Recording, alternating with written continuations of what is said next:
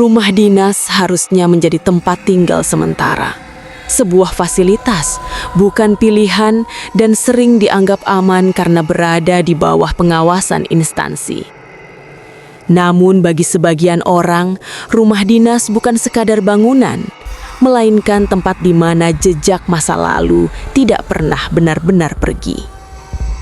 Dan bagaimana jika rumah tersebut menyimpan sejarah kelam yang sengaja ditutup rapat? Malam ini, aku akan menceritakan sebuah kisah tentang seorang pegawai negeri bersama keluarganya harus tinggal di sebuah rumah dinas tua yang sudah lama tidak dihuni. Sejak malam pertama, kejanggalan demi kejanggalan mulai terjadi. Suara langkah kaki, pintu yang terbuka sendiri, hingga sosok yang terus mengawasi dari balik jendela. Tentang suara langkah kaki di lorong gelap, dan tentang aturan tak tertulis yang dilanggar.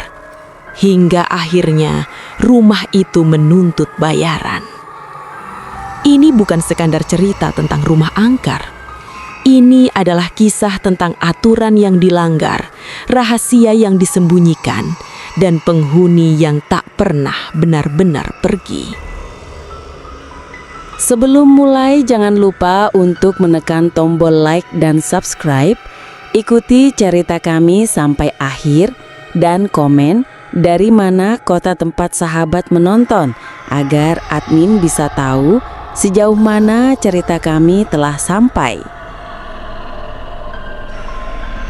Aku pertama kali melihat rumah dinas itu saat hujan turun deras. Seolah langit ikut menolak kedatangan kami. Cat temboknya kusam, sebagian mengelupas, dan halaman depannya ditumbuhi rumput liar setinggi lutut. Pagar besinya berdecit pelan saat dibuka, seperti mengeluh karena terlalu lama tak disentuh manusia. "Ini rumahnya?" tanya istriku lirih dari dalam mobil. Aku hanya mengangguk. Surat penugasan dari kantor sudah jelas. Sebagai pegawai baru yang dipindahkan ke daerah ini, aku tidak punya pilihan lain. Rumah dinas adalah bagian dari fasilitas, bukan sesuatu yang bisa ditolak begitu saja. Bangunan itu terlihat besar, terlalu besar untuk satu keluarga kecil seperti kami. Jendelanya banyak, tapi hampir semuanya tertutup rapat. Ada kesan seolah rumah itu sedang mengamati kami, bukan sebaliknya. Petugas kantor yang mengantar kami tidak banyak bicara. Wajahnya datar, suaranya singkat. "Rumah ini sudah lama kosong," katanya sambil menyerahkan kunci. "Listrik dan air masih aman." "Kenapa lama kosong?" tanyaku. Ia terdiam sebentar lalu menjawab, "Penghuni sebelumnya pindah." Tidak ada penjelasan tambahan. Saat pintu utama dibuka, bau apek langsung menyergap hidung. Bau rumah yang lama ditinggalkan, bercampur dengan aroma kayu tua dan sesuatu yang sulit dijelaskan. Bukan busuk, tapi juga tidak netral, seperti bau kamar rumah sakit yang sudah lama tak dipakai. Anakku, Raka, menggenggam tanganku lebih erat. "Papa, rumahnya dingin," bisiknya. Padahal siang itu matahari masih tinggi. Di dalam rumah itu sunyi, terlalu sunyi. Bahkan suara hujan di luar terdengar teredam, seolah dinding rumah ini menelan semua bunyi. Langkah kakiku menggema pelan di lantai keramik, menciptakan pantulan suara yang terasa bukan hanya dari kakiku sendiri. Lorong panjang membentang ke arah belakang rumah. Di sisi kiri dan kanan ada beberapa pintu kamar. Semuanya tertutup. Aku tidak tahu kenapa, tapi aku tidak langsung membukanya. Ada dorongan aneh untuk menunda, seperti perasaan saat berdiri di depan kamar jenazah. Istriku mencoba bersikap biasa saja. Ia mulai membuka jendela, menyalakan lampu, berusaha menghidupkan suasana. Namun setiap lampu yang menyala justru membuat bayangan di sudut-sudut ruangan terlihat semakin jelas. Sore itu seorang tetangga datang, seorang ibu paruh baya yang rumahnya berada tepat di seberang. "Oh, sudah ditempati lagi," katanya sambil tersenyum tipis.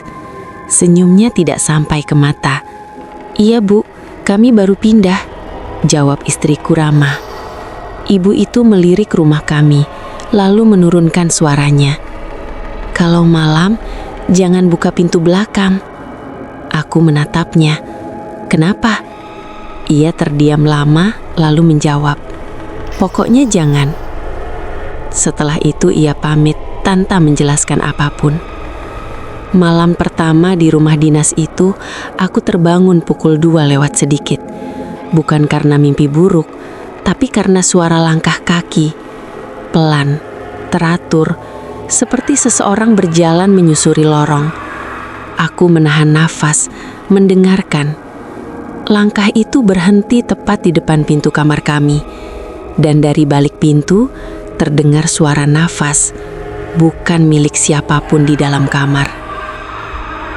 Aku tidak langsung membuka pintu kamar. Tubuhku kaku, seolah ada sesuatu yang menahanku dari bergerak. Napas di balik pintu itu terdengar berat, terputus-putus, seperti orang tua yang kelelahan setelah berjalan jauh. Aku melirik istriku. Ia masih terlelap, wajahnya menghadap dinding, tak menyadari apapun. Langkah kaki itu kembali terdengar, kali ini menjauh, perlahan menyusuri lorong panjang di luar kamar kami. Baru setelah suara itu benar-benar hilang, aku memberanikan diri bangun dan membuka pintu. Lorong itu kosong. Lampu yang tadi kami nyalakan sore hari masih menyala redup. Tidak ada siapapun, tidak ada jendela terbuka, tidak ada pintu yang bergerak. Namun udara di lorong terasa lebih dingin daripada di dalam kamar. Bau apek yang tadi samar kini lebih kuat, bercampur aroma besi berkarat. Aku menyusuri lorong itu pelan-pelan. Di ujungnya ada pintu menuju dapur dan satu pintu lagi yang tertutup rapat. Pintu terakhir itu berbeda, catnya lebih gelap dan gagangnya berkarat seolah sudah lama tak disentuh. Entah kenapa, aku merasa pintu itulah yang baru saja dilewati suara langkah kaki tadi. Pagi harinya, aku mencoba mengabaikan kejadian semalam. Mungkin hanya sugesti, pikirku. Rumah baru, lingkungan asing, dan kelelahan setelah berjalanan panjang. Semua itu bisa membuat indera menjadi berlebihan. Namun, Raka mendekatiku saat sarapan. "Papa," katanya pelan, "semalam ada kakek berdiri di lorong." Sendok di tanganku terhenti. "Kakek?" tanyaku, berusaha tersenyum. "Kamu mimpi ya?" Raka menggeleng. Dia lihat ke kamar papa, matanya hitam. Wajah istriku ikut terdiam. Wajahnya pucat, meski ia berusaha tetap tenang di depan anak kami. Siang itu, aku berangkat ke kantor untuk pertama kalinya. Gedung kantor tidak jauh dari rumah dinas. Beberapa rekan kerja menyambutku dengan ramah, tapi ada jarak yang terasa, seolah mereka tahu sesuatu tentangku yang belum ku ketahui sendiri. Saat jam istirahat, aku memberanikan diri bertanya, "Rumah dinas yang di Blok C itu aman kan?" Beberapa orang saling pandang. Salah satu dari mereka tertawa kecil, terlalu cepat, terlalu dipaksakan. "Aman," katanya, "selama ikut aturan." "Aturan apa?" Ia menggeleng. "Nanti juga tahu sendiri." Jawaban itu tidak menenangkanku sama sekali. Malam kedua, suara itu kembali terdengar. Kali ini bukan hanya langkah kaki.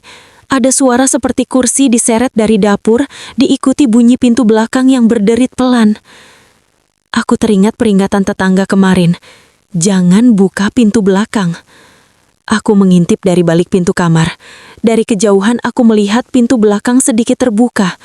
Gelap di baliknya terasa pekat, seolah bukan halaman rumah, melainkan ruang kosong yang dalam. Aku ingin menutupnya.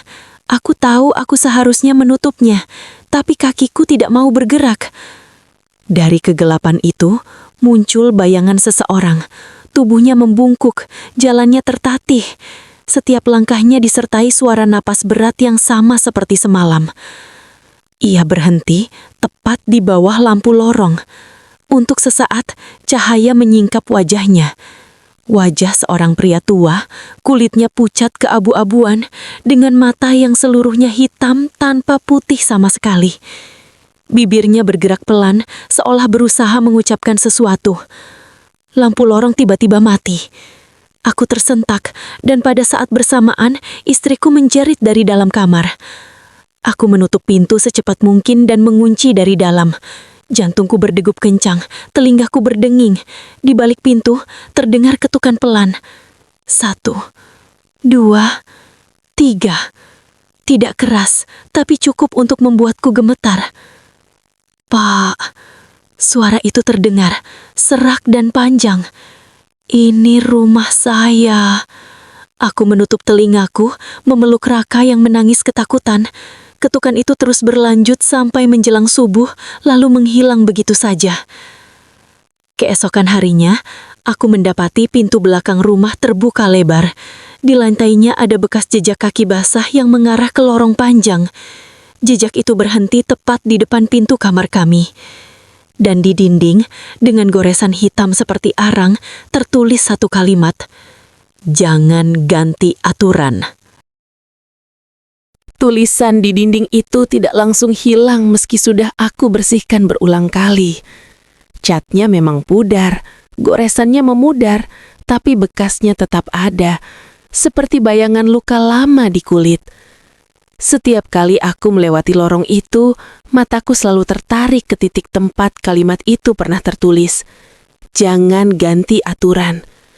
Masalahnya, aku bahkan tidak tahu aturan apa yang dimaksud. Istriku mulai mengurung diri di kamar. Raka sering mengeluh melihat kakek hitam berdiri di ujung lorong, terutama menjelang maghrib. Setiap kali aku mengecek, lorong itu selalu kosong. Tapi suhu udara di sana terasa berbeda. Lebih lembab, lebih berat, seperti ruangan yang lama tak dibuka. Aku akhirnya kembali menemui tetangga seberang rumah. Ibu itu tampak terkejut melihatku datang. Ia menoleh ke kanan dan ke kiri sebelum membuka pintu lebih lebar, seolah takut ada yang mendengar. Kami diganggu, kataku tanpa basa-basi. Di rumah dinas itu, wajahnya mengeras. Sudah saya bilang jangan buka pintu belakang. Kami tidak membukanya, tapi pintu itu terbuka sendiri. Ia menghela napas panjang, lalu mempersilahkan aku masuk. Rumah itu bukan sekedar rumah dinas, katanya pelan. Dulu kepala dinas yang pertama tinggal di situ. Orangnya keras, suka bikin aturan sendiri. Aku menelan ludah. Lalu, ia meninggal mendadak di dalam rumah itu, tepat di lorong belakang. Dadaku terasa sesak. Sejak itu, lanjutnya, siapapun yang tinggal di sana harus ikut aturan dia. Jam tidur, lampu mana yang boleh dinyalakan, pintu mana yang tidak boleh dibuka. Kalau dilanggar, ibu itu menatapku lama. Dia akan mengingatkan. Malam itu aku mencoba mematuhi semuanya. Lampu lorong aku matikan seperti yang dikatakan ibu itu. Pintu belakang aku kunci rapat. Jam 9 malam kami sudah berada di kamar masing-masing. Untuk pertama kalinya sejak pindah, rumah itu terasa tenang. Namun ketenangan itu hanya bertahan sampai aku menerima telepon dari kantor. Aku dipanggil lembur, ada berkas mendesak yang harus diselesaikan malam itu juga. Aku ragu meninggalkan rumah, tapi aku tidak punya pilihan. Aku berpesan pada istriku agar tidak keluar kamar apapun yang terjadi. Aku pulang hampir tengah malam. Begitu membuka pintu rumah, aku langsung merasakan sesuatu berubah. Udara terasa jauh lebih dingin. Lampu ruang tamu menyala sendiri. Dan dari arah lorong terdengar suara napas berat yang sangat dekat. Aku melangkah pelan ke dalam. Lampu lorong tiba-tiba menyala. Di sana berdiri pria itu, lebih jelas dari sebelumnya. Tubuhnya kurus, pakaiannya seperti seragam dinas lama. Di dadanya tergantung tanda pengenal yang tulisannya sudah tak terbaca. Matanya menatapku lurus. "Kamu pulang lewat jam aturan," katanya.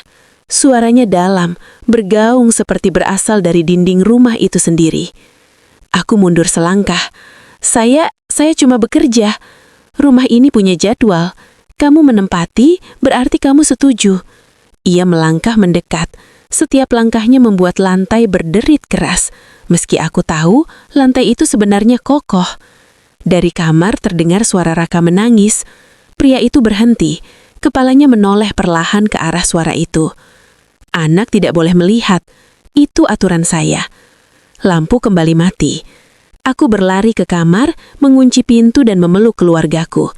Di luar terdengar suara langkah kaki berputar-putar di depan kamar, disertai suara gumaman marah yang tidak jelas. Besok, aturan harus diperbaiki. Pagi harinya, aku menemukan sesuatu yang membuat lututku lemas. Di meja makan tersusun rapi beberapa kertas tua. Isinya tulisan tangan, aturan rumah, lengkap dengan jam, larangan dan nama kami tertulis di bagian bawah. Aku membaca lembaran-lembaran aturan itu dengan tangan gemetar. Tulisan tangannya rapi, tegas, seperti laporan resmi. Setiap poin ditulis dengan tinta hitam yang sudah mulai pudar, namun masih jelas terbaca. Jam 6 sore, semua penghuni harus sudah berada di dalam rumah. Jam 9 malam, seluruh lampu dimatikan, kecuali kamar tidur. Pintu belakang tidak boleh dibuka dalam kondisi apapun. Tidak boleh menerima tamu setelah maghrib. Anak-anak tidak boleh keluar kamar setelah pukul 8 malam. Dan di bagian paling bawah tertulis kalimat terakhir. Siapa yang melanggar akan menggantikan. Istriku menangis saat membacanya. Raka hanya memeluk lututnya. Matanya kosong menatap lantai. Apa maksudnya menggantikan? Bisiknya. Aku tidak menjawab.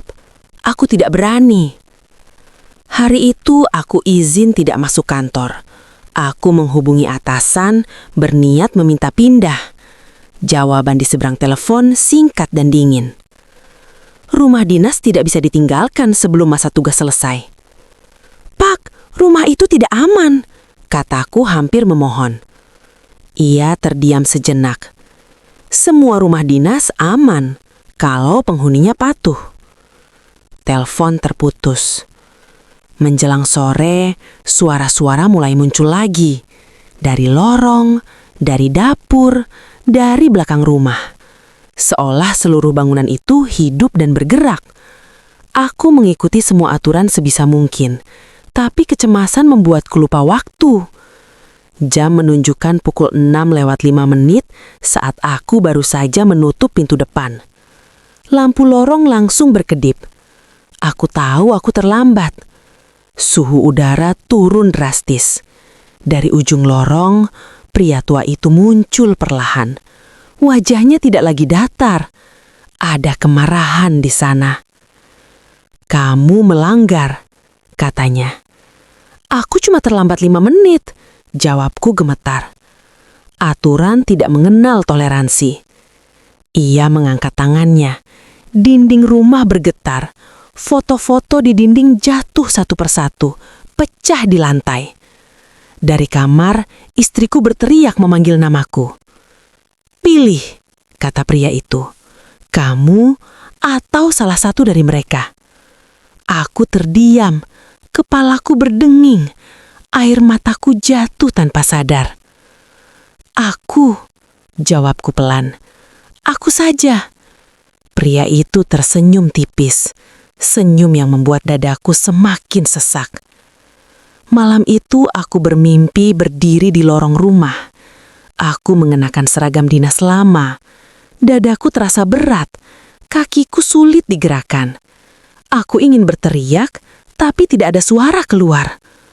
Saat terbangun, aku mendapati diriku terbaring di lorong lantai. Lampu menyala terang. Istriku dan Raka berdiri di ambang pintu kamar, menangis histeris. Papa, jangan kemana-mana, Raka berteriak. Aku mencoba bangkit, tapi tubuhku terasa ringan, terlalu ringan. Aku melihat ke arah cermin di ujung lorong. Pantulannya bukan diriku sepenuhnya. Mataku mulai menghitam. Di belakang pantulan itu, pria tua tersebut berdiri, menepuk bahuku perlahan. "Belajar jaga rumah," katanya. Pagi harinya, aku tidak ikut keluar bersama keluargaku. Mereka dipindahkan ke rumah kontrakan sementara oleh kantor. Aku melihat mereka pergi dari jendela, tapi tidak bisa memanggil. Aku berdiri di lorong, menunggu. Karena sekarang, aku yang punya aturan. Tidak ada jam di rumah dinas itu lagi. Waktu berhenti menjadi sesuatu yang pasti. Siang dan malam hanya ditandai oleh perubahan cahaya yang masuk dari sela-sela jendela. Aku berdiri di lorong hampir setiap hari, merasakan setiap getaran rumah, setiap bunyi lantai yang diinjak orang lain. Aku tidak lagi tidur, tidak juga makan, tapi aku selalu sadar. Beberapa minggu setelah kepergian keluargaku, rumah itu kembali dibersihkan. Cat tembok diperbaiki, rumput di halaman dipangkas. Rumah dinas itu tampak layak huni, seolah tidak pernah terjadi apapun. Aku ingin memperingatkan mereka, tapi suaraku hanya keluar saat rumah mengizinkannya. Penghuni baru datang suatu sore. Sepasang suami istri muda dengan satu anak perempuan. Mereka tertawa, tidak menyadari apapun, persis seperti kami dulu. Aku berdiri di balik lorong menunggu. Malam pertama mereka, aku mendengar suara langkah kaki yang dulu menghantuiku. Kini langkah itu berasal dariku. Teratur, pelan, mengikuti ritme rumah. Aku berhenti di depan pintu kamar mereka. Anak kecil itu terbangun dan menatap ke arah lorong. Matanya membesar saat melihatku. "Ibu," bisiknya, "ada Om berdiri." Aku ingin menunduk, ingin tersenyum menenangkan, tapi wajah ini tidak lagi milikku sepenuhnya. Aku melangkah menjauh, membiarkan rumah mengenalkan dirinya sendiri. Keesokan harinya, si ibu membuka pintu belakang untuk menjemur pakaian. Angin dingin langsung masuk, dinding rumah bergetar halus.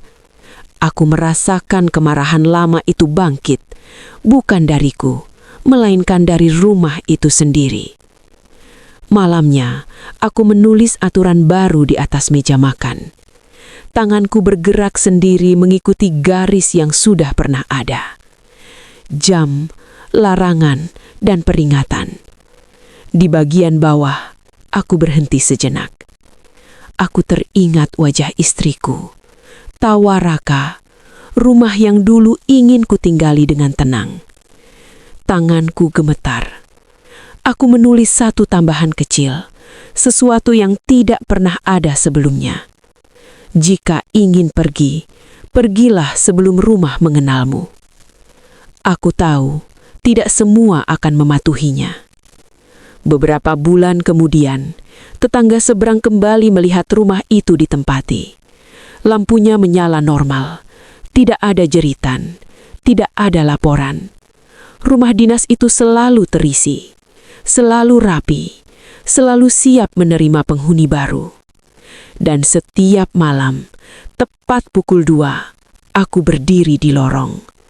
Menunggu langkah kaki pertama, menunggu pelanggaran kecil, menunggu saat rumah memilih pengganti berikutnya.